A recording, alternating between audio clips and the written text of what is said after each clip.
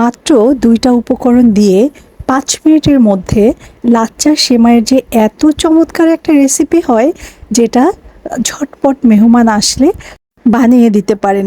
তাছাড়া বাচ্চারা এটা অসম্ভব পছন্দ করে।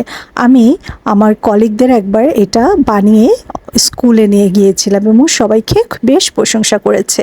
তো কি লাগবে, এখানে আধা কাপের মতো কনডেন্স মিল্ক নিয়েছি আর আধা কাপের মতো নারকেলের গুঁড়া নিয়েছি। ব্যাস, এই 2টা উপকরণ। সঙ্গে দিবেন 2-3 চামচ চিনি, মানে চিনিটা আপনার টেস্ট অনুযায়ী। তারপরে দিবেন এই যে কোনো লাচ্চা সেমাই। আমার ঘরে ছিল কুলসনের লাচ্চা সেমাই, আমি এখান থেকে 1 কাপের মতো লাচ্চা সেমাই দিয়ে দিয়েছি। হ্যালো ভিউয়ার্স, রেসিপিস বাই সীমা এই চ্যানেলটিতে সবাইকে ওয়েলকাম জানাচ্ছি। বন্ধুরা, এই রেসিপিটা কিন্তু অবশ্যই একবার হলেও ট্রাই করবেন, একদম ঝামেলা ছাড়া। তারপরে যেটা করতে হবে, এটা চুলার উপরে বসিয়ে একদম মৃদু আঁচে, মানে মিডিয়াম থেকে লো আঁচের মধ্যে এটা কিছুক্ষণ নাড়াচাড়া করতে হবে।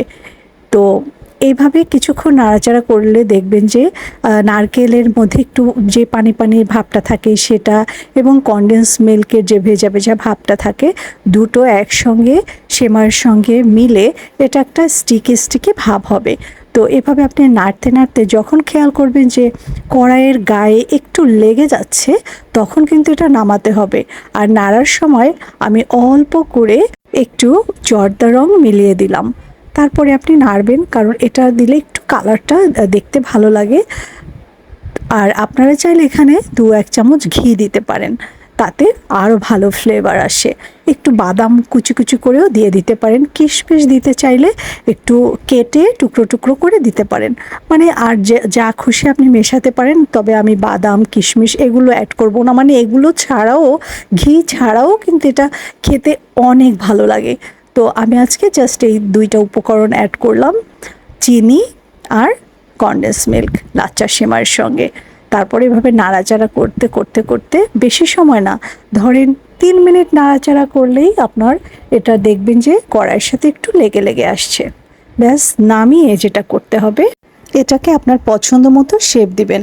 আমি এরকম ছোট ছোট 2টা বাটিতে এটা দিয়ে ভালো করে চেপে দিচ্ছি। বাটিতে কোনো ঘি বা কোনো কিছু লাগানোর প্রয়োজন নাই। আমার যতটুকু আছে আমি এরকম করে 2টা বাটিতে উঠিয়ে খুব ভালো করে চেপে দিয়েছি। চাইলে হাত দিয়ে একটু প্রেস করে দিতে পারেন। তারপরে যেটা করব, আমি এটাকে জাস্ট 4টা ভাগ করে নিয়েছি, মানে আমি শেপ দিচ্ছি। আপনারা চাইলে কিন্তু হাতে নাড়ুর মতো গোল গোল করে এটা তৈরি করতে পারেন, স্কোয়ার শেপ দিতে পারেন। এরপরে আমি একটু ডেকোরেশন করে নিচ্ছি। এটা আপনারা কিশমিশ দিয়ে করতে পারেন বা একটা করে বাদাম বসিয়ে দিতে পারেন। তো এই তো হয়ে গেল আমার শেপ দেওয়া। এভাবে আমি 2টা বাটি করে নিলাম। এটা একটু ক্রিস্পি টাইপের হয়, যেহেতু সেমাইটার মধ্যে কোনো পানি আসেনি, আর একদমই ক্রিস্পি ক্রিস্পি লাগে দাঁতে। নারকেলের জন্য একটু মজা লাগে দাঁতে। তো সব কিছু মিলিয়ে এটা কিন্তু খুব ভালো একটা মিষ্টান্ন বলা যেতে পারে। তো যেটা করতে হবে এখন, একটু বাটিটার গায়ে এরকম ছুরি দিয়ে একটু 2 পাশ থেকে একটু খোঁচা দিলে কিন্তু এটা বেরিয়ে আসবে।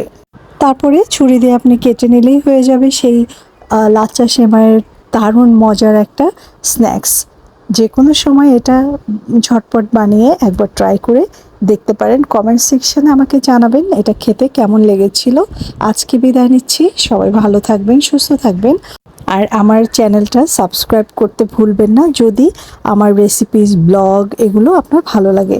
আজকে বিদায় নিচ্ছি, সবাই ভালো থাকবেন, সুস্থ থাকবেন। টাটা।